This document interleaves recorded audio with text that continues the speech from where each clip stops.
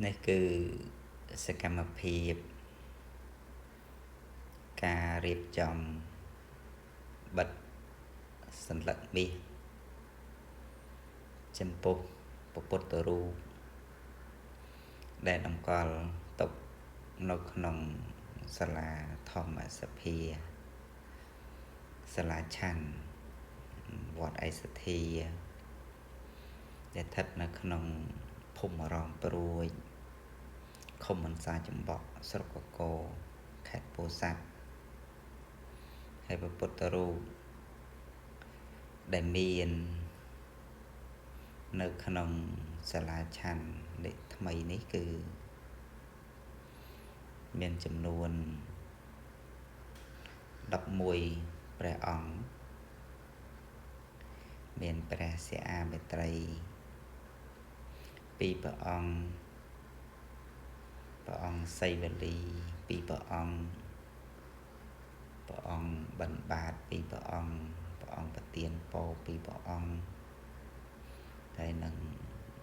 ព្រះអង្គធំជាងគេនោះគឺព្រះអង្គផ្ចាញ់មីមួយព្រះអង្គ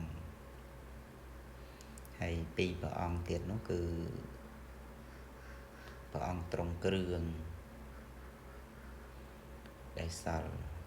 ពីបុរាណមកយកមកដាក់តម្កល់ទុកនៅក្នុងសាលាធម្មសភាថ្មីនេះដែរ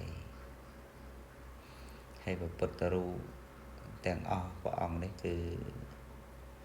កសាងឡើងអំពីថ្មភពឬក៏ហៅថាថ្មព្រះវិហារកសាងពីថ្មភ្នំដោយឡែកមាន2ព្រះអង្គនោះគឺព្រះអង្គសីវលីគឺកសាងពីឈើគឺដើមចន្ទការីក៏ត្រូវបិទសន្លឹកមាសដែរនេះគឺសកម្មភាពខ្លះដែលជាងរៀបចំបិទនឹងកណាដែលនិមន្តមកអំពីវត្តចំបក់វត្តនេះស្រុកបាទី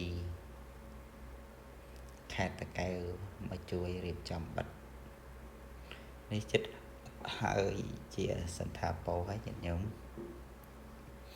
គួរចិត្តជ្រះថ្លារបស់ពុទ្ធបរិស័ទទាំងជាទីចិត្តទាំងទីឆ្ងាយដែលបានអញ្ជើញមកដល់ហើយក្រាបថ្វាយបង្គំ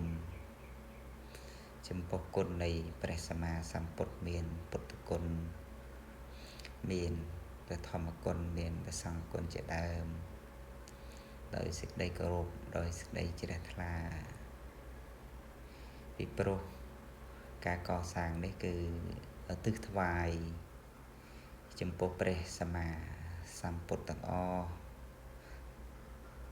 ថ្វាយក្នុងព្រះសាសនានៃព្រះសក្យមុនី